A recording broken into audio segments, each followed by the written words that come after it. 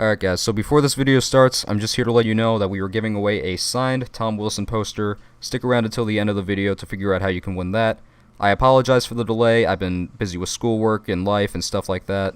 This podcast was filmed May 9th. I apologize once again. I am sorry. It was filmed before the first game of round 3. I wholeheartedly apologize. With all that being said, enjoy the video.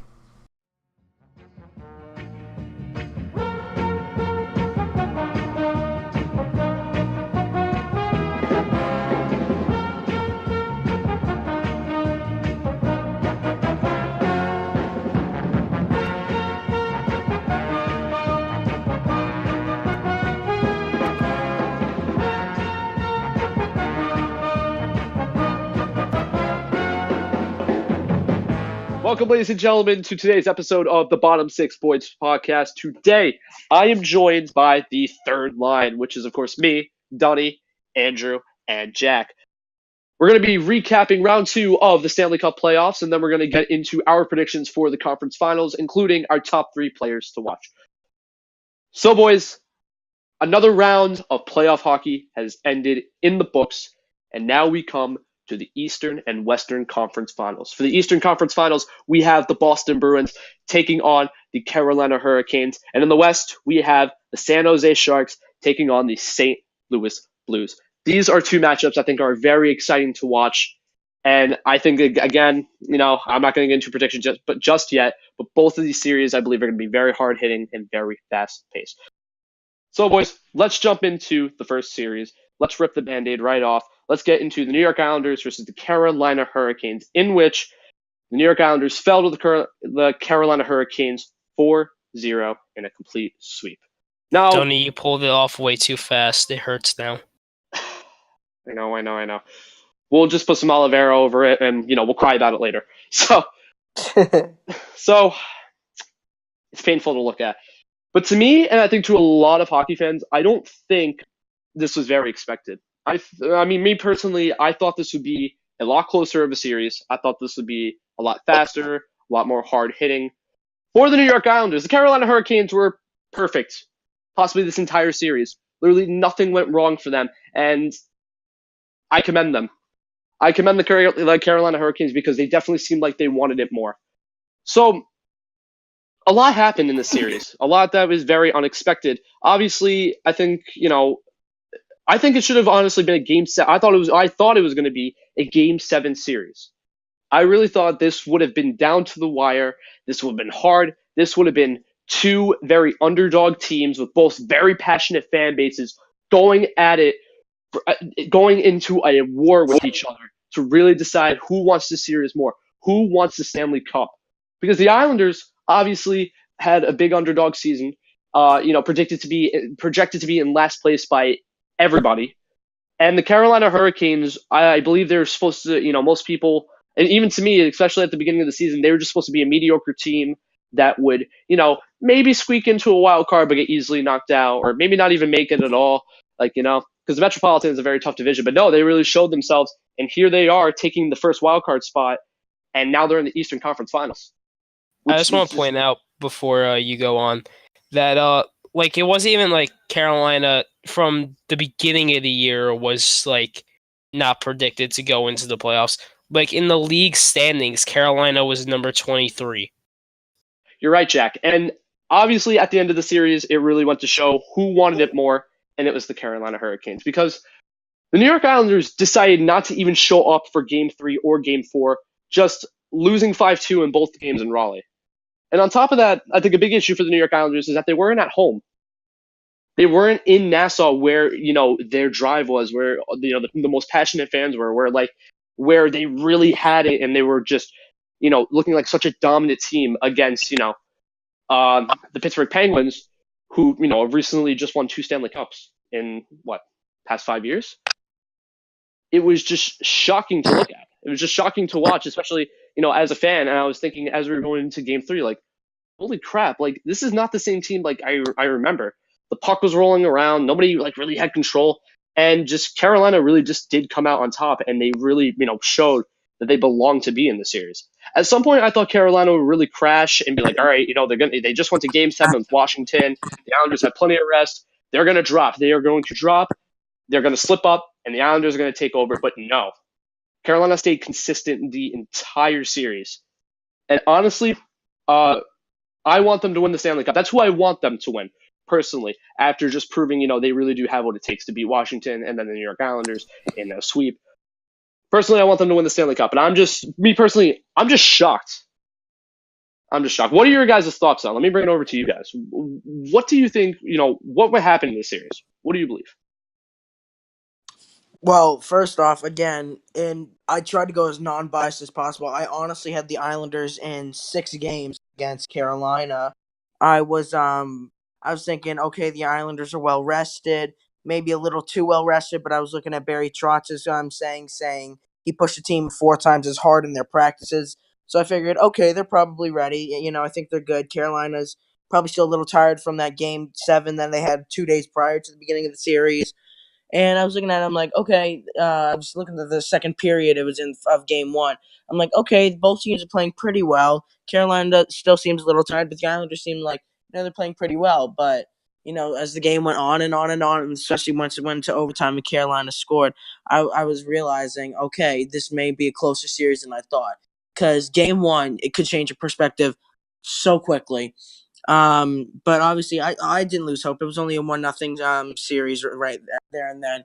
But once it reached Game 4 in Carolina, I'm like, okay, this is the biggest game of the season for the Islanders. They have to put all they got in their heart and souls that they put in the season, and they just couldn't put it together in Game 4 and got swept. Personally, to me, it just looked like the Islanders only showed up the first period and a half for 3 of the 4 games. The Islanders just really weren't playing as well as they were like they did against Pittsburgh. Offense wasn't really doing much. Defense just kept turning over the puck. Leonard just didn't seem like, Leonard was during the regular season or even during the first round against the Penguins where he was just absolutely dominating, making save after save after save. Leonard just, seemed tired and stuff, especially, they called Greiss in. I guess they just wanted to see if Greiss could help him stop some saves. And even then, I think Greiss still let in a goal or two because he hasn't played, I think, since it was till the Islanders played Florida. I think it was at the beginning of April. So Greiss had a lot of rest time during that. But personally, the Islanders were just outplayed completely, in my opinion. Carolina they're a good mix of young and old defensive core, center core, Mrazek and McElhaney. Excuse me if I pronounced that wrong, but those 2 goalies have been exponential the whole series, and props to them. I personally think Carolina could make the run for the Cup final. I really think they can, but I'll get into that a little bit later. So I'll let Jack talk to you guys about what he thinks. All right, so if I'm gonna be honest here, feel like the Islanders were outplayed for most of this. Game 1 was definitely even for most of the time, obviously. It went 0-0 the entire time until overtime. Except for a controversial play we'll probably bring up in a later podcast about another topic about the refs. But no, that game was even. Hurricanes won it in a 1-0 victory in overtime and put them up 1-0 in the series. And I feel like that game on kind of set the tone. The Islanders were still in Game 2, but they weren't as into it as they were in Game 1. They did score first, which gave them a little bit of a boost, but not big enough boost because they still fell to the Hurricanes. And in Game 3, they just were not there. Game 4, they tried coming back up, but they could not. I just feel like that loss in Game 1 kind of set the tone, as well as the crowd in Barclays. No disrespect to anybody that went to those games, but Barclays is just more quiet than Nassau could ever be. And as we could go into an argument all day about how much of crowd they factor into a team, but I feel like that it does play a big role in how a team may play. Just look at, well, I guess the Islanders this year. They did have similar records in Barclays and Nassau, but but I feel like the play in Nassau was just that much more better with the crowd behind them the entire time, and almost every game being sold out and filled to the brim with Islander fans. You can see that in Carolina now. Carolina was a madhouse. I feel like you see that in San Jose, such as the game last night. And when you see a tough crowd, a really loud crowd, that brings in a huge factor. Barclays being quiet for the Islanders after playing the past couple of months in Nassau is really hard to do because you just had the entirety of the crowd behind you, and now you don't have it feels like you don't have anybody behind you now. So it's really hard to play with a silent crowd.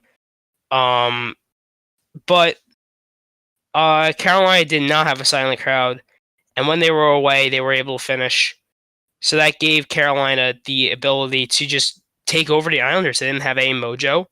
They lost game one. They didn't feel good after game one. They didn't feel good after they had almost no crowd support. And they didn't feel good once Carolina had all the crowd support going into Carolina. And I feel like that's kind of what killed the Islanders. They didn't have anybody supporting them, and their mojo just went out the door as soon as they lost the game. So those are my thoughts on this series. So something I definitely wanted to bring up when I was listening to you guys is definitely the crowd. And to me, the crowd played a massive difference in this series when compared to round one. Those bunch of jerks down in North Carolina were honestly amazing to watch. I felt the passion. You could hear it. You could see it on TV. It was honestly, this passion was missing from Barclays, 100%. This passion that was being shown there was completely missing from what was going on in Nassau Coliseum. I think it really showed that home ice advantage really matters. It really means something. Because you get the motivation, you get the crowd behind you, you get to push yourself harder. Being there at game one against the Pittsburgh Penguins and the New York Islanders, you could see it. That was a very tough game for the Islanders and the Penguins, but you could see how energized the crowd was. The more energized the crowd was, the more energized the team was. And you could see that on power plays. You can see that when the Islanders, gave up a goal right after they scored one. You could see how they felt like they were playing for something. They really felt like I'm playing for something bigger than just myself. I'm playing something for bigger than just this team. And you can really see that. And I think it also really showed with the Carolina Hurricanes. Because the Hurricanes were incredible this entire series. And whether or not that carries into going against Boston shall be seen. I think the Hurricanes, just in general, are just an amazing team.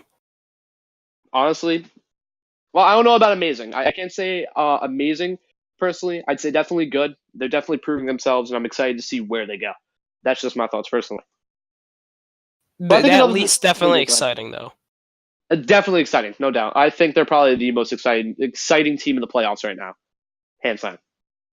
Sure, Boston's great and all. I mean, Boston's a great team and all that, but I don't want to see 4 Boston teams win in 4 major leagues this year. I don't want to see that. I don't need Boston fans beating down my door and just coming in like, yo, did you see them Red Sox? You see them Bruins? Yeah, Boston, baby. I don't need to. I'm okay. Thank you. It's a very patriotic city, though. They are a very patriotic city. They did take out Toronto for us, so that's the play the national anthem. That's the one thing I'll be happy for. They did take out Toronto, so thank you, Boston. But your time is up. You can go now. You can leave. Bye, Boston. You can go. You did your job. You took out Toronto. You made everybody not in Toronto happy. Goodbye. Thank you. Please lose to Carolina. So another thing I wanted to bring up in that series was definitely injuries. So injuries, so when Trevor Van Riemsdyk and Peter Mrazek went down with injuries in game 1 and game 2, I honestly thought that would have been a huge turning point for the Islanders, and I thought, okay, there's the dent in the Carolina Hurricanes armor. This is where the Islanders push in, and then they make themselves known, and they want to, they really show what they, really just say like, all right, look, let's really show what we mean here. Let's get it back together. We're back on the ice. Let's pull ourselves together. They just lost their 2 top guys. Let's get it. Curtis McElhaney stood on his head and was amazing. And so Trevor Van Riemsdyk will be out for the rest of the playoffs. But even with him gone, it seemed like they never lost anybody. What I commend the Carolina Hurricanes for was that they did not miss a beat the second two of their best players went down. And it was just very interesting to watch how even with the injuries they were able to still pull together. Because at the time, so there were, I believe, 3 players on the New York Islanders who were playing with injuries. Cal Clutterbuck, Johnny Boychuk was obviously injured, and Scott Mayfield. Those are the 3 I can name the biggest. Those 3 were hurt the entire series, from what I've heard. That's what a lot of people. That's what I think Arthur Staple of the Athletic. That's what he reported on. Scott Mayfield had fluid of some kind in his leg, if I believe, and he even had trouble like putting his skates on during like the second series, or for the last month, I believe. And then same with Cal Clutterbuck, he was just banged up from first series. It was just, but then again, Cal Clutterbuck does get into dirty areas, so it wasn't a surprise to really find out that he was hurt. But Carolina just really did, even with the injuries, really prove themselves, and were able to stay with the game plan. I really commend that when compared to the New York Islanders, who seemed to forget who they were. And I thought I was watching Jack Capuano's New York Islanders, and that is a horrifying thing to think of. And that's not something I want to think of.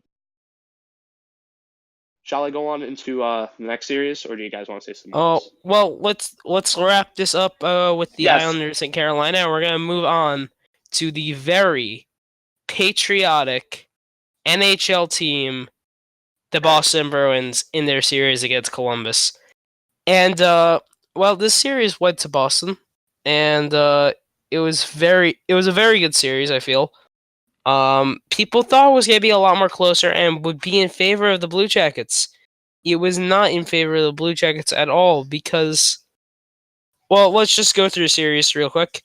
Game 1 went to Boston in overtime. Game 2 went to the Blue Jackets in 2 overtimes. Game 3 went to the Blue Jackets. I feel like everybody felt like that was going to be the turnaround. That's what's going to get the Blue Jackets over. They had to see the win game before and then go back to Boston and win. And worst comes to worst, they lose with Boston. And then they went back home. The series took an entire 360. And the Bruins dominated in Game 4. Won 4-1. Came back to Boston, battled a hard-fought battle. Won by a goal. In 4-3, Game 5. And shut them out in their own home city to leave them be. And there was a dirty play by Brad Marchand. McAvoy had a kind of dirty hit during the game as well, but I feel like those didn't factor in as much as how good the Bruins were in the series. They just dominated play, and I feel like when you're not able to win on your home ice in a situation where you're going to be shut out in Game 6. I mean, you got shut out in Game 6. I mean, you could have forced a Game 7 on your own home ice. I feel like that's kind of hard to do. But that also does show that the Bruins were controlling the play most of the time. I just want to say, when is Brad Marchand not being dirty? When is he not doing something to get under a player's skin? That is true, though. And I feel like I do feel like that people are a little bit over the edge about Brad Marchand, since most of the criticism is coming from his post-game interview where he just said that they have a good team. So I feel like people are going a little bit overboard on Marchand. But no, the Bruins were amazing that series, and they might not have been as patriotic as they were taking out NHL's hated devil sister, the Toronto Maple Leafs, in that series. But they did take out the Blue Jackets, which was one of NHL's favorite underdogs, I feel. Everybody wanted them to win. Everybody wanted the underdog story. But I feel like now with this win from the Bruins, they truly are the juggernaut in the playoffs right now.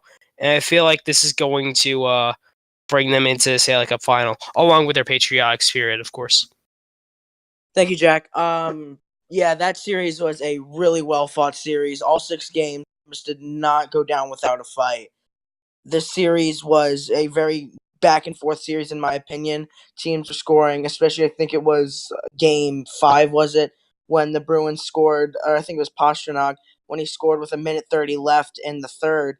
And it was just a back and forth third period going along. That was probably my favorite game of the playoffs so far because it was such a high paced action. But Columbus, they played really well despite losing in 6 games. This is the best they've done in franchise history.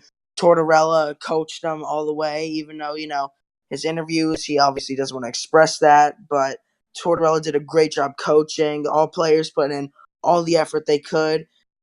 Just one thing Columbus is now thinking of, I'm just saying going into the future, all their free agents like Bobrovsky, Panarin, Duchesne, Dzingel, those are all a lot of key players they would need for next year, especially thinking about Panarin and Bobrovsky of where they might end up. But overall, the series, Boston did end up outplaying them in 6 games. Boston just had the overall defense, and Tuukka Rask was standing on his head half the games. He was playing incredible, and nothing but props to the Bruins. And I think they could also make a deep cup run. Carolina and Boston series will go far. I can tell you that, guys. So yes, all in all, I really did think personally that was a very, very, very tough series. I think it was a very good one to watch. I had personally, I think Columbus going beating Boston in 7. I honestly wanted to see them go to the distance as well, considering how hard they've been playing and just with the team they had. It was just a team that looked like it could not fail. When you had Matt Duchene, you had Artemi Panarin, and Bobrovsky standing on his head as usual. It was kind of tough to see the team fall Game 6, although I think it was a good series. I think it was definitely very gritty because, obviously Boston's going to bring the grit. But, I don't think they have as much grit as Gritty, the Philadelphia Flyers mascot, because Gritty is amazing. I love Gritty. I wish he was ours. But and if you don't want Gritty as your mascot, you are lying to yourself. So don't even come at me with that. But Boston was definitely, I think, a grittier team. I don't want Gritty. You better shut your mouth, you liar. I'm gonna send Gritty to your house, just straight up. I'm gonna have him just come and bite you out in the front lawn. I don't want to. Please don't. Yeah. It's all fun and games until a very big, fluffy orange man appears on your front lawn and challenges you to a fight. That doesn't Then what do sound you do? fun. Oh, That's with this, we segue into our next segment. No. Gritty, if you would like to join the podcast, we would more than likely welcome you. Oh, please. Please forget what I said. Us. We want Gritty to join us for a podcast. Only as a just so special he guest, can as a trash all one-time of thing. you. I'm very scared of him, so No contract necessary. No contract. Just please don't streak in the studio. Thank you. Just no streaking in the studio. Appreciate it. Appreciate it. So Boston definitely brought the grit, and Columbus definitely brought, obviously the scoring opportunities and the fast offense and a fun team to watch. And to me, it's very sad to see this team go down. But the biggest question I have at the end of the series is that where does Columbus go from here, considering most of their guys are free agents? So I have to say this is a bit worrying for Columbus. If I was a Columbus fan, I'd definitely be very worried considering Artemi Panarin, Duchesne, and Bobrovsky are going to be out the door possibly. So I think this is just something that, we should definitely look into. We should definitely come back to free agency. So stick around because that will be something fun to talk about to see who goes where. We now segue into our Western Conference series of the St. Louis Blues taking on the Dallas Stars. So, Andrew, you seem very excited about. You've been talking to me a bit about it. You seem excited to want to talk about the series. Would you like to start us off? Yes, sir. This has been. Wait, but before you go, rest in peace to Ben Bishop. That poor man was hung out to dry like Pecorine. Go ahead, please. Had to interrupt me. Okay, see how it is. Anyway, this was by far my favorite series I've seen in, I'm pretty sure, like the past 2-3 years.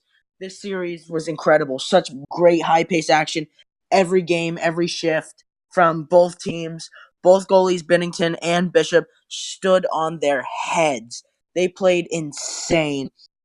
I mean, Bishop, he's had a career year. I think, especially going up for one of the Vezina finalists. He's been playing insane. So is Binnington, obviously carrying the Blues. Defense by Dallas, I was completely shocked by.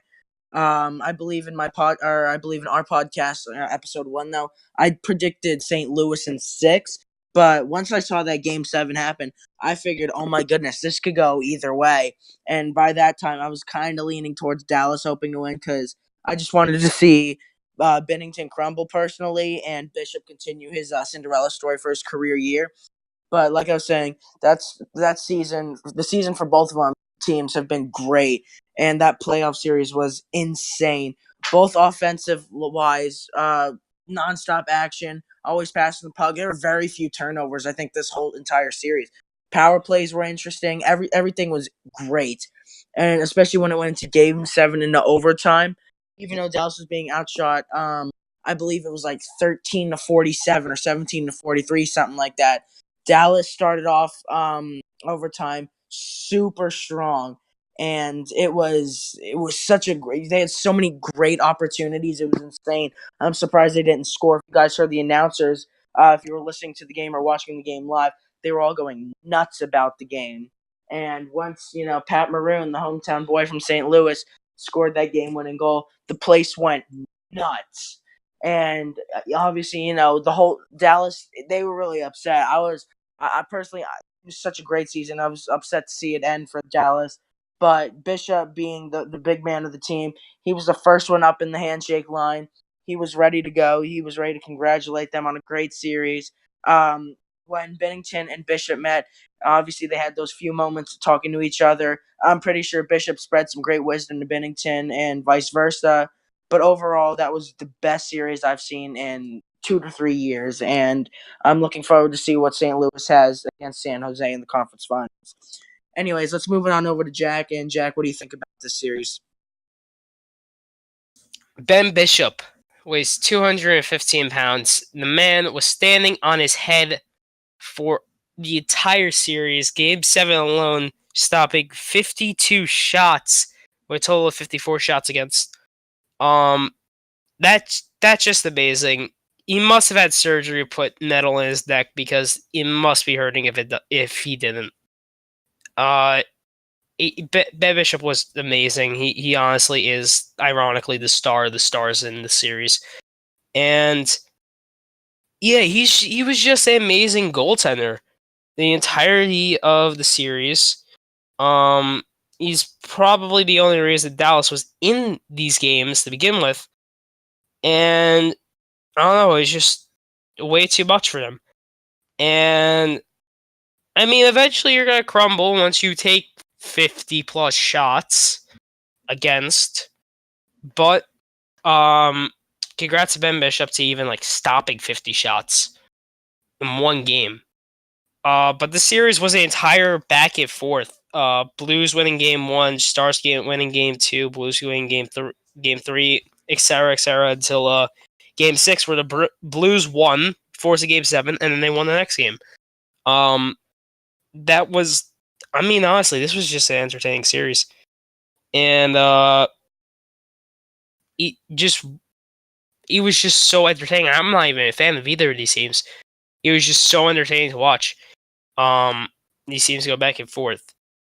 I do feel like counting the star, saying that Jamie Benn and Tyler Seguin were the entirety of the Stars' loss is it doesn't give their justice. Jamie Benn almost won the series for the Stars, so I don't feel like counting him out is a good idea.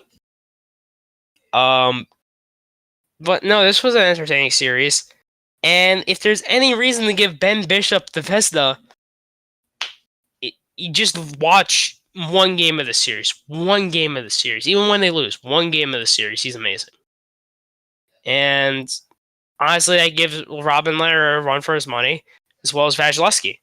And it's a reason, and there's a reason why he's up there for the Vezina. But also, I wanted to point out, the Blues won the series. I'm going to stop talking about the Stars now. The Blues are the team that won the series. They also started out 2019. They started out in a worse position than the Hurricanes, like I mentioned before. They started out, if I'm correct, last in the league, or at least near last place. To to start out 2019, that should have pretty much said it's over. The year's over. But the Blues fought back, and they didn't even come into this playoffs with a wild card. They came out in the 3rd place in the Central Division. So that shows you how much the Blues were willing to get into the playoffs. Then they're now in the playoffs, and there's a good chance that they could win. Not gonna jinx it, kind of. But they have a really good shot. They've been chugging along in this series really well. Or in this playoffs, rather, really well. And just the effort from them is amazing. So I hope it continues. Both these teams provided a great series. And yeah, I just hope this effort from the Blues continues and they provide more entertaining games, leading them into, hopefully, the Stanley Cup Finals. Hopefully, they didn't jinx that. If they do lose, St. Louis fans, please direct all your hate mail to me at IGotIslanders on Twitter. I am sorry. Moving on. Dunny, would you like to give your thoughts about the series? No, I don't want to give my thoughts on the series. Thank you. Okay, No, I'm I will. sorry. No, I will. I'm sorry for offending you. We're going to move on to the San Jose Sharks series now. Honestly. Dunny, you can start off. So, yes. This is one of those series where I firmly believe you can point at and say, West Coast hockey is better than East Coast hockey. I personally believe that West Coast hockey is different from East Coast hockey, and I honestly think it's better. And I think it's because of series like this. This was, like everybody said, very exciting, hard-hitting, action-packed from beginning to end, great passing plays, great goaltending, and it was just another fun series to watch. Game 7 for me was definitely a special one to watch because obviously of Ben Bishop standing on his head, saving 52 shots. And on top of that, it was Patrick Maroon's goal. It was Patrick Maroon's heroic overtime goal, double overtime goal, in which he scored in front of his family, which was a very heartwarming moment to see, and something that just kind of makes me love hockey a lot more, because this is one of the only sports where I think you can really see something like that. So it was definitely an exciting series to watch, and there were a lot of great moments you could look at from this. And to Dallas fans, I would say that that hope is not lost yet. I think this team could still head in a great direction. I think they definitely should try and push to re-sign unrestricted free agent Matt Zuccarello, because he has been great for this team. As much as I'm not personally a fan of him, he's been playing great. And I think this is something that, Dallas Stars can rebound from, and I think they're actually going to do great again next year and maybe push for the Stanley Cup Finals. I want to see what they do in free agency this year, and I want to see what moves they make at the draft. And hopefully we can see them again on top of the Western Conference Finals, or on top in the West. So this was definitely a fun one. But to me, I think obviously St. Louis is the better team. After all, they're now moving on. But I think a huge highlight from not just a huge highlight in the series was not just from Ben Bishop, but from Jordan Binnington, who to me should be the Calder Cup winner. You can argue this if you want, if it should be him or if it should be Elias Pettersson. It really, to me, it should be 100% Binnington for a few reasons. I would just want to chime in real quick. Binghamton would be very happy to accept that award, just like he was very happy to go to the conference final in his first year as a NHL player. Yes. Saying Elias Pettersson did not make it to the Western Conference Finals in his first year of play. That's because Vancouver sucks. I love you, Vancouver, but they suck. Whoa, that's biased. We do not accept bias here. Okay, let me tell. Shut up, Andrew. We're gonna get off topic real quick, and I'm gonna be. Now the city of Vancouver hates us. No, I love Vancouver and I love Vancouver fans, but you can't get. I hate you. Flip a car over in my name. Wow. Riot in the streets because of what Andrew said. Please make out in the streets with your loved ones while a fire rages on around you. For me, Vancouver. Stop. Everybody put Vancouver on riot watch in case Elias Pettersson doesn't win. They almost rioted when Besser lost to Barzal, and it's probably going to happen again. But I apologize. I'm sorry, Vancouver. I'm sorry, Vancouver. Do not at me. It was Barzal over Besser. anyway. I don't care if Besser got injured. It was Barzal over Besser. Don't at me! Pedersen I'm better. sorry, Vancouver, for all this. Please don't flip a car over in my name. Please don't hate us. Please don't riot in our streets. We were just joking around. Having a good please. I'm sorry, but I am sorry, Vancouver. Binnington is going to beat out Pedersen, and you're going to have flashbacks. But that doesn't mean your team still isn't growing, and it still doesn't have a chance. Oh, It they're is going to good be to one see of the Besser best and teams in the Binnington. next 5-6 years. Yes, Pedersen and Besser are rising stars, straight up. They are going to be leaders of Vancouver, and Vancouver is one day going to get out of the boys' club and be a fun team to watch again. Just please don't flip any more cars over, and please don't riot. That is all. But yes, to me, Binnington's obviously, to me, Calder Cup winning season so far has just been phenomenal. And to see him doing so well just makes me even more excited for the St. Louis Blues, and it really makes me think they have a huge edge going into the next series against San Jose. Because San Jose, which I will get into, Martin Jones has not been solid as compared to Binnington. But that's something I will get into in the next, obviously when we get into the next, into our predictions. But it was just an exciting series overall, and it was really, really fun to watch. The goaltending was phenomenal. The offense was phenomenal. The defense, also pretty good, but I mean, a lot left to be desired. But then again, the defensemen, I feel like defensemen don't get enough credit as they deserve, really. But that was just quickly my thoughts on the series. Let's jump into San Jose versus the Colorado Avalanche. So I didn't see too much of this series, sadly. It was one that I wanted to watch a lot more, but sadly It was a I didn't have great the time to. series. It was another great series. Again, from what I've heard, from what I've heard, Very and from what I've seen, controversial, but great series. controversial. Yes, that I do agree, because I have heard a lot about the. At least Game that were 7 made. was controversial. Yeah, Yep. I heard about the calls, and I heard about. I did hear some things, but I didn't get to watch it as it happened. But it was just another series that kind of shows why. It kind of shows the argument of West Coast over East Coast when it comes to hockey. So another good series. I wanted the Avalanche to go over. I do like the Avalanche. I've always been a bit of a fan of them outside of the Islanders and the Detroit Red Wings. I know Detroit Red Wings and Colorado Avalanche, in the same sentence as favorite teams. Unfathomable. I wanted it to be 2002 aware. again, except the Devils and Red Wings didn't make it. I'm aware that they don't exactly like each other, but then again, I feel like died a bit. But it did kind of show that a one-line team is not going to get you as far as you need to be. And I just think San Jose really did have the better team that series, but that didn't stop Colorado from really trying. And it was still, something to definitely keep an eye on, and definitely showed more of the excitement in playoff hockey. That a second wild card team can push a second seed team to the limit when it comes to the second round. And it was just fun to watch all in all. Obviously from the few clips I've seen and from what I've somewhat seen live, I've only seen live, not as much as I wanted to. It was a fun series overall. It was definitely good to watch.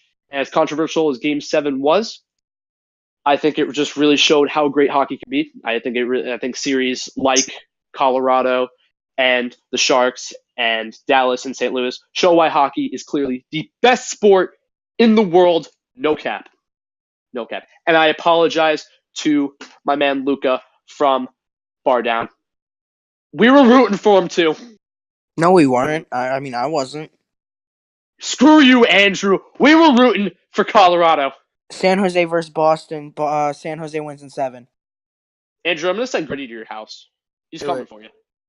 Gritty's not Jack- even in the playoffs. Stop mentioning Gritty unless It he's coming doesn't on the matter. podcast. Gritty is a national treasure. Now, Jack, go on before I get mad. Just start talking. Say something stupid. Go.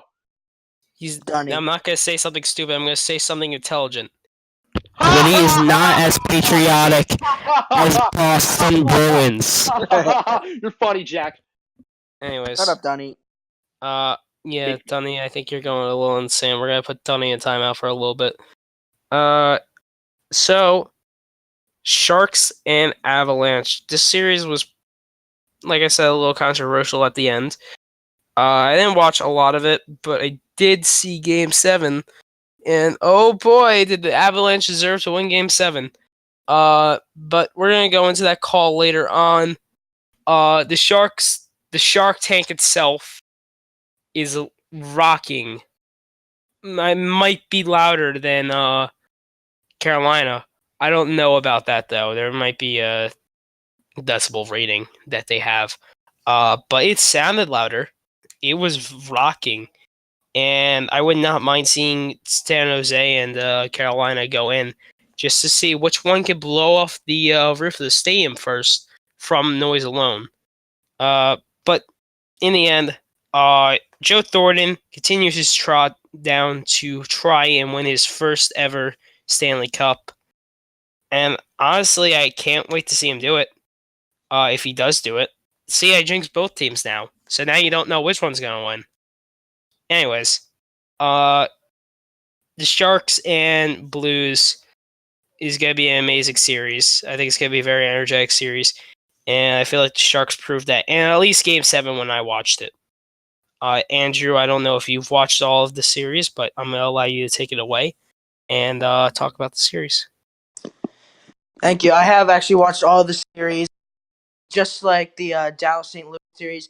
This was a really good series, going back and forth all the way up to Game 7 as well. Personally, as much as I wanted San Jose to win in Game 7, I really thought Colorado was going to take it the way I saw him playing throughout the first. But, once Pavelski scored that tip in, I honestly went nuts. I was like, wow, good for him. He came back after that injury from Game 7, I believe it was, against the Knights. Good for him coming back, scoring that tip and goal, getting the team going. It definitely helped out. The crowd energy was really getting them all going again. And, once Colorado, I believe they scored in the last minute as well. It was like 6 seconds left in the first. They made it 1. Like, okay, this game may go in overtime. It's going to be a close game. I think it's going to be a really good, heated game. And then, San Jose just came out on top. It was 2, or no, they came out on top 2-0, and then Colorado scored 6 seconds left to make it 2-1. That's not bad. But then I believe Colorado scored. They made it 2-2, but the goal was reversed. It was called off of offsides. Firstly, I do think it was offside as well. McKinnon just took literally like 10 seconds to make a line change. He was standing in that one spot. So that was obviously reversed. Can't do anything about it now. But then, San Jose ended up coming up and scoring that game-winning goal. I believe it was by Jonas Donskoy, scored the goal to make it 3-1, and then Colorado scored one more time in the third to make it 3-2. Overall, though, the whole series, going back and forth, it was a great series. Philip Grubauer, he was last year a backup goaltender that wasn't that good for the Capitals and only played, I don't even think, like 10 games or so, 10, 15 games or so, not even. But, he comes in this year to Colorado after he was traded, and he played like a starter. He played pretty good, obviously not a superstar like starter yet, but he's definitely getting there. Philip Grubauer is definitely one of the underrated goalies in the NHL. But Philip Grubauer will be back next year with the Colorado Avalanche, and Colorado will be back stronger than ever, I think. But San Jose and St. Louis series, that's going to be a really heated series. But overall, San Jose Avalanche series was a great series. Thank you, Andrew. Now we get into the most exciting part of our episode, and that is our predictions for It's the Eastern, ending. Western, The predictions. The predictions of the Eastern Conference Finals and the Western Conference Finals. So basically, the bottom 6 boys, jinx your favorite teams. Here we go. Because NHL discussions on Instagram, they Actually, that's Bob McKenzie's job. Thank you. You're not wrong. I know that our man Don Cherry is going to be praying to God that Carolina gets eliminated. Because if Carolina wins the Stanley Cup, Don Cherry is going to die. He is going to drop dead. Just at the thought, just knowing that in front of him, a bunch of jerks are lifting the Stanley Cup. And to say that it is going to be a running joke for years is an understatement. I would actually start crying laughing if I could be there to see Don Cherry witness the Carolina Hurricanes winning the Stanley Cup if they do. That would be incredible. So let's get into the predictions. So let's start off with the Eastern Conference Finals. So, for the East, I have the Boston Bruins winning in 7 games. Now, I said this about the New York Islanders and the Carolina Hurricanes, of both teams either going to a Game 6 or a Game 7. But Boston, to me, is just the better team all around. They have been dominant this season. They have been dominant in the playoffs. And there doesn't seem to be an end in sight for them.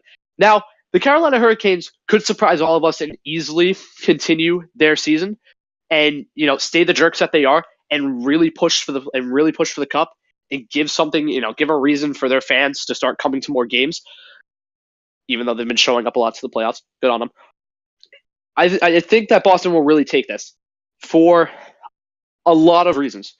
So for one thing is obviously the grit. I think they're a grittier team. They're a more experienced team. And I think they have a lot more skilled players than Carolina. Not to say that Carolina doesn't have any skilled players.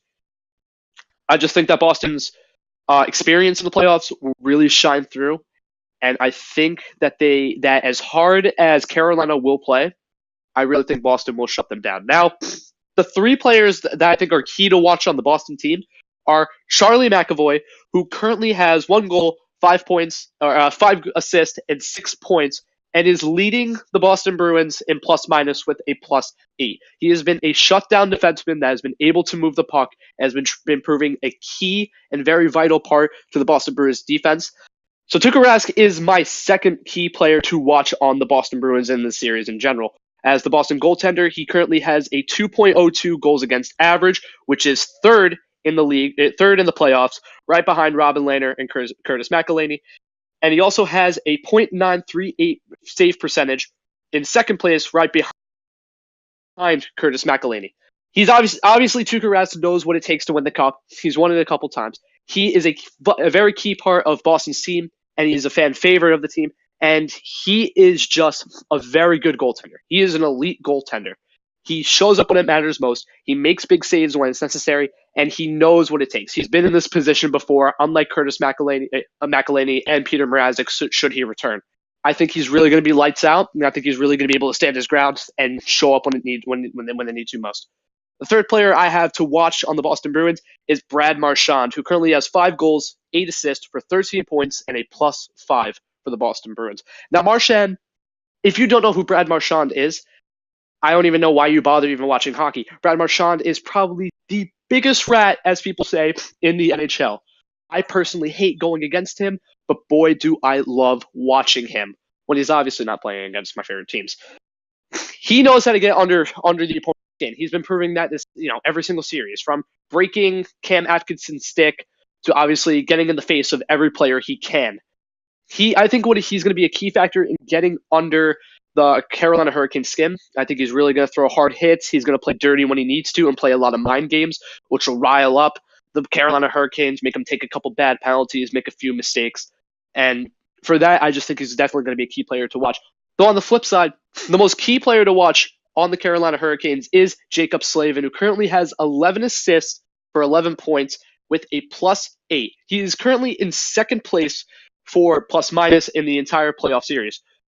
So Jaccob Slavin has really been showing up when it matters most.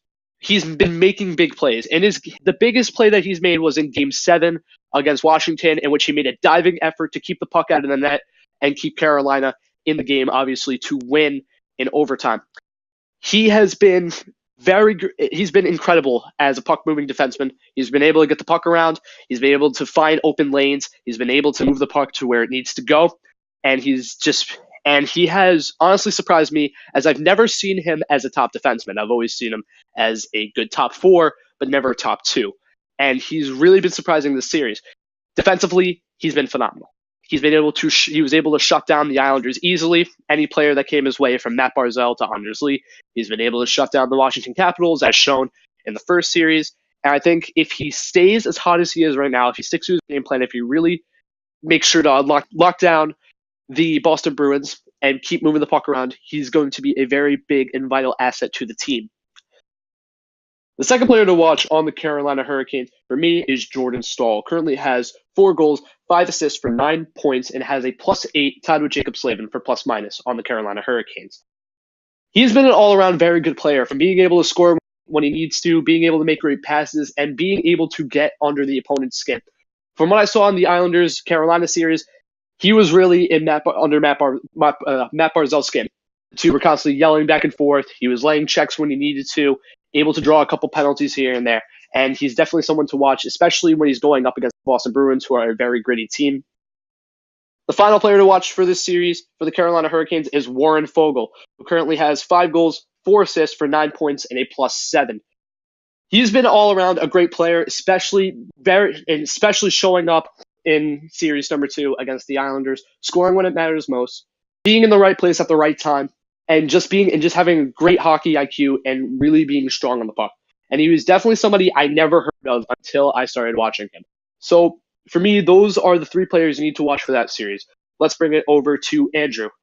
Andrew, who do you think are your top 3 to watch, and what are your predictions? So first off, my predictions, I'm going to say Boston in 7 as well. I think obviously Boston, has been just the team everyone's been talking about ever since, Tampa, Calgary, Washington, and, everyone else really has just been knocked out. Nashville, Winnipeg. Boston's been the team everyone's been talking about, saying you can't stop them. They're just undefeatable. So my top 3 players are, I'm going to go with Marchand again, who has 13 points. Pastrnak, who's been coming up really clutch in most of his games he's played so far, halfway through the playoffs, with 11 points. And then, again, their goalie, Tuukka Rask, who's been, again, he's used this term a lot, oh my goodness, standing on his head. Those are the 3 key players, I think, for this team that can put him really far in with it. I think Boston's goaltending definitely has a lot more experience playoffs wise and just in general. Because I'm pretty sure the third round matchup will be Tuukka Rask against Curtis McElhinney, obviously with the injury from Peter Mrazek, second round. Unless the Bruins do decide to start Halak game 1, which is a very good possibility going through the Bruins social media a few hours ago I was looking into. But other than that, I personally think they will start Rask going into game 1 just to see where he's sitting. So going over to the Carolina side, my main player to watch again, Jacob Slavin. He has 11 points with a +8. He's been a great guy to set up plays. He's been going up and down the ice with the puck. He's been able to set up everything. He's been a great player all around.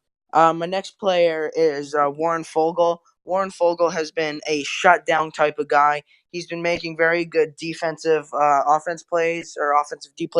defense plays. My bad. He's been a very great guy. And third player, I'm going to go with another goalie, Curtis McElhinney. He has to be huge for this series. And I mean huge, because Boston will not give any mercy. So Curtis McElhinney is going to have to stoop up to, pro level, or I'd say, Vezina Trophy level as of, Bishop, Hellebuck, Rask, obviously. Curtis McElhinney only played his first ever playoff game. I believe it was game 2 or 3 against the Islanders this year. So not a lot of experience, but he did win those games. So props to him for that.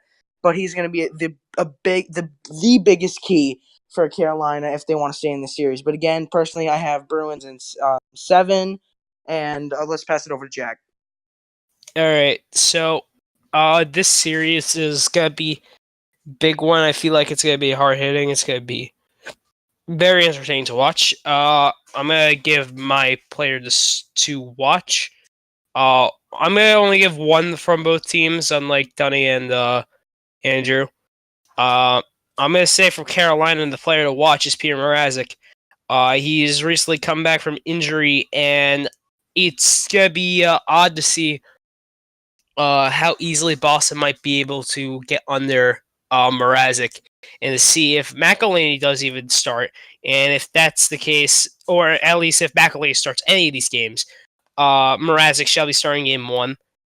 But to see how Mrazek does is going to be a very key factor into how the series may go for Carolina, and how often Boston may be able to score. On Boston side, I feel like the player to watch is Brad Marchand, purely because you never know what is going to be going through Marchand's head, what he wants to be doing, what he is going to be doing, and he's just a very unpredictable player. Very offensive, I feel as well. I feel like people don't give him enough credit for being an offensive player. Admittedly, he does have most of his goals in games that they win. Only games they win, but I mean, that does show how much of a contributor he is if he only scores goals in the games that they win. Considering the fact that the games that they lose, he doesn't score. And I feel like this is going to be an entertaining series to see if Marchand decides to do something a little dirty, something a little below the belt, or see if he really just get under Carolina skins by not even doing something dirty, just talking, and it gets into Carolina's head, and he becomes an offensive presence, one that we've never seen before, just one that pisses off the other team, they gets into their head, and just scores goals. I want to see how that might, how Marchand might take effect to the series. But the Brewers definitely have to see that they are a juggernaut right now, that they are odds on the favorite to win the Stanley Cup. Not only because they finished so high, but because they are very patriotic. But Marchand is definitely someone to watch. And I feel like the Bruins shall win the series because of Brad Marchand. All right, thank you, Jack. And now on to the Western Conference Finals. We're going to talk about San Jose Sharks versus the St. Louis Blues. So I'll give it a quick start right here. Personally, I think it's going to be San Jose in 7. San Jose, I think, again, their Cinderella story for Jumbo Joe is going to continue. I think they're going to make it to the Cup final. I feel good about this team. This team has been insane this whole playoffs. They've proved everyone wrong from Game 7 going down 3-0.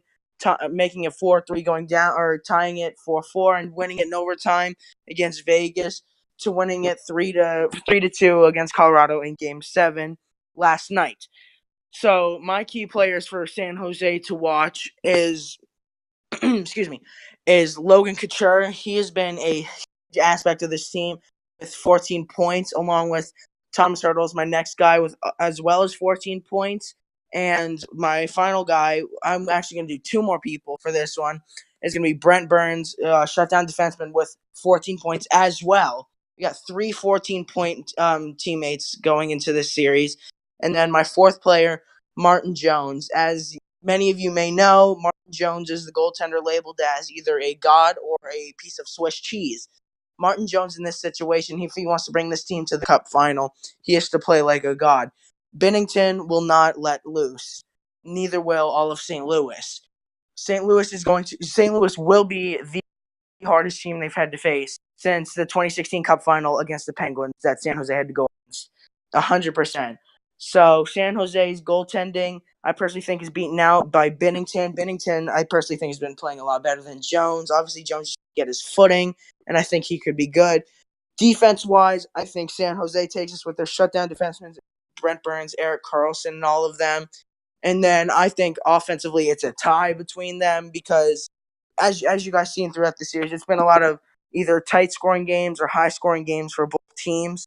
So San Jose, they'll have a lot of key aspects going into game 1. For St. Louis, one of the main guys you want to look at is Jaden Schwartz, who has 11 points right now in the playoffs, who's been a very productive guy, who's been passing the puck, skating fast with everything.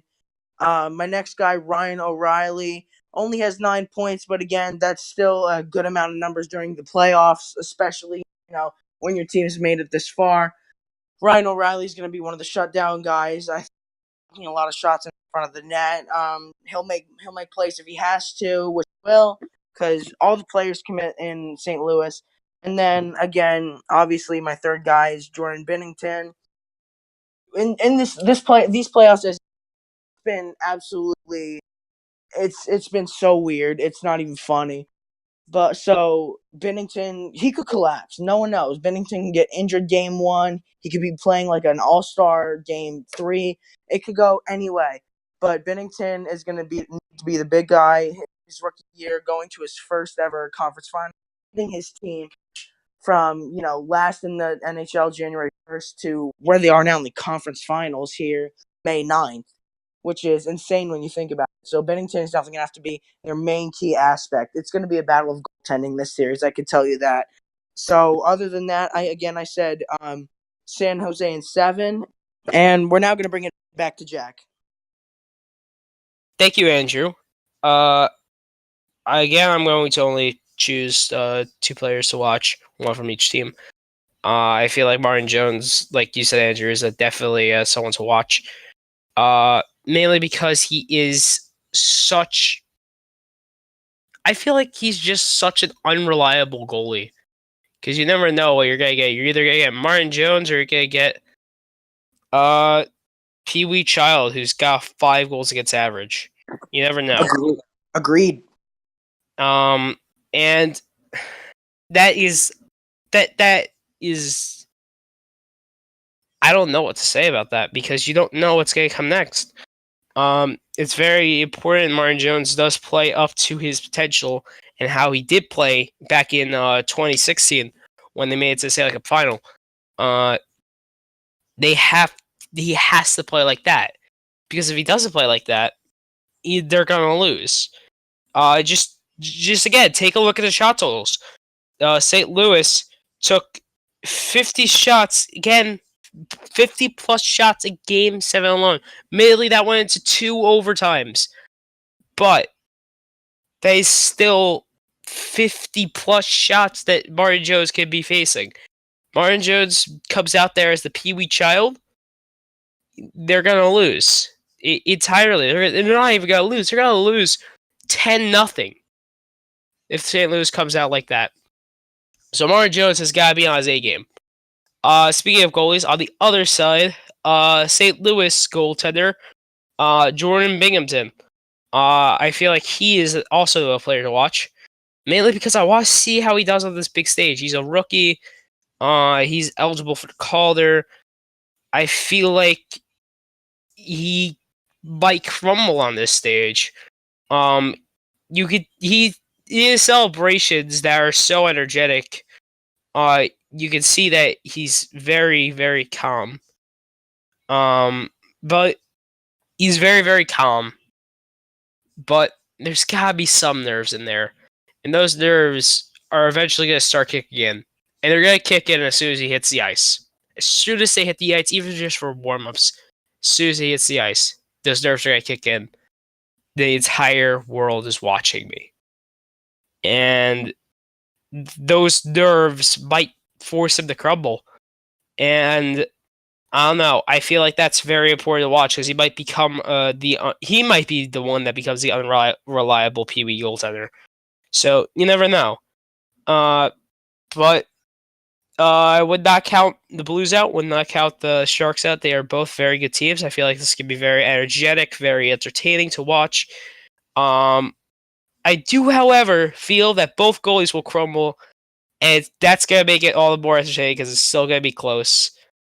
And it's just going to be a very high-scoring affair. I feel like that's what's going to happen. And honestly, I'm all in for that. I'm all in for high-scoring affair where it's still close. I like those games. So, either way, I feel like this could be an entertaining series. In general, I got the Blues going in 7. But this is going to be such an entertaining series. And I cannot wait for it to start. Dunny, what are your thoughts on the series?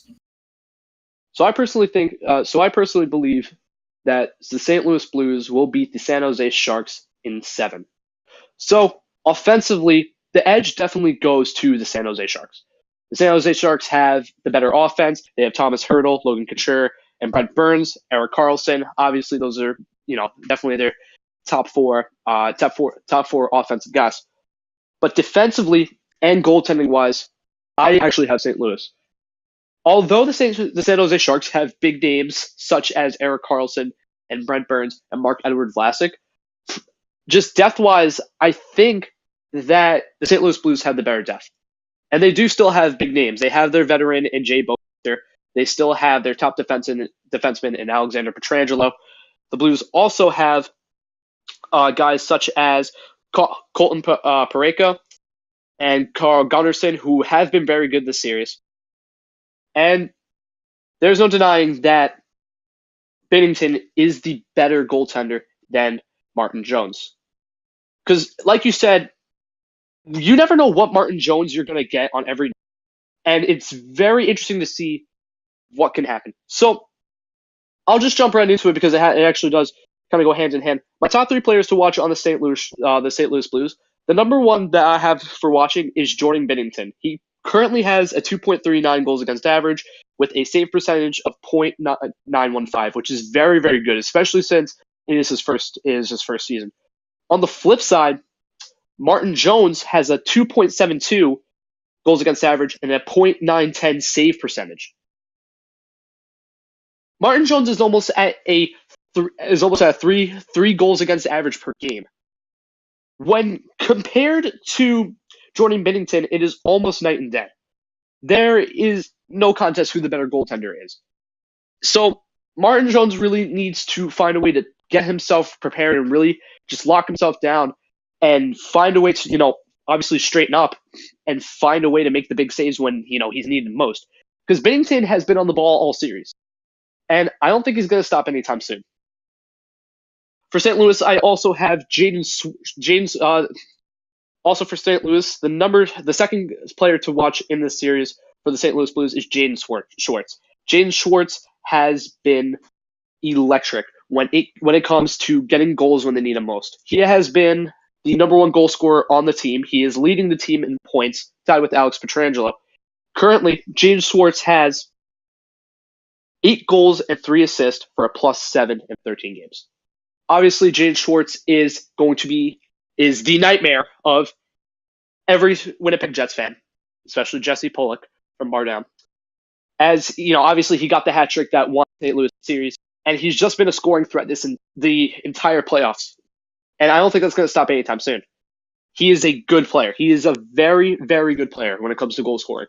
Just a good player in general, and he is one that you can definitely rely on when you need a big goal, and it shows. My third player to watch in the series is Alex Pietrangelo. Alex Pietrangelo has been one of the faces of the St. Louis Blues for years. Currently has 2 goals, 9 assists for 11 points with a +2 and a +-. He is a great two-way defenseman. He can shut down a play. He's good on the power play. He's good on the power play and the penalty kill. And he's a very good puck-moving defenseman. He is a big name that can easily rival Erik Karlsson on the other side of the team. No, on his opponent's side. Those are my 3 players to watch for the St. Louis Blues. My 3 players for the San Jose Sharks: Logan Couture, who currently has 9 goals, 5 assists for 14 points with a +4. There is no question that Logan Couture is the best player in the entire playoff series right now. He is leading the league in points, tied with Thomas Hertl and his other teammate Brent Burns. Logan Couture is also a scoring threat, someone that St. Louis needs to watch out for. Definitely shut down. When he gets going on the power play, or when he just gets going after 1 goal, he just keeps coming. He has a relentless effort when it comes to goal scoring. Also with him is Thomas Hertl, who also has 9 goals and 5 assists with a +2. He has the most power play goals on the team. He is a power play threat that needs to be shut down, as well as Logan Couture, and is someone that you need to look out for, and somebody that will put the puck in the back of the net when he needs to. Also with that, at number 3, Brent Burns. Brent Burns has also been a face of the San Jose Sharks. He is one of the best defensemen in the entire league, arguably the best, who has 5 goals and 9 assists for 14 points with a +2, and has the most time on the ice in the entire league. So he is a guy that the San Jose Sharks rely on, and he is somebody they need to find a way to get around.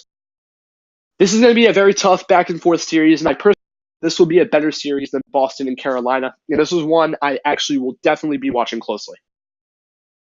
So with that, those are our predictions for this year's play for round 3, the Eastern Conference and Western Conference Finals.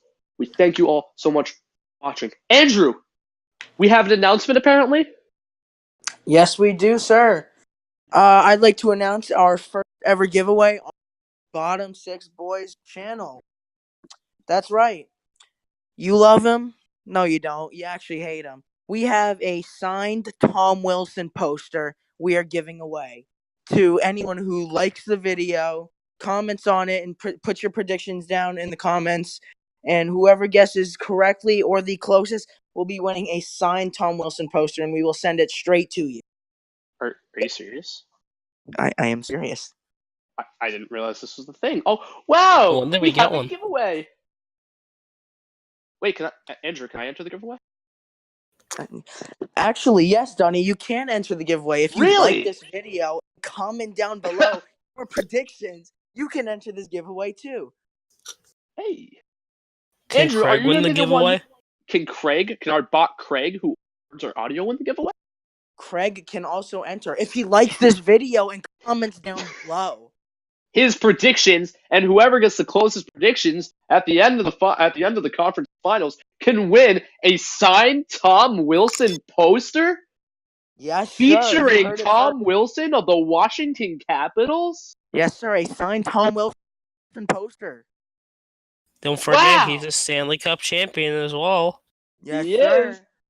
Andrew, are you the one who's going to be tipping this signed Tom to the lucky winner of the I bottom am 6 boys indeed, giveaway? sir. I'm going to be sending the lucky winner this signed Tom Wilson poster. Wow, and all they have to do is like the video, comment their predictions, and whoever.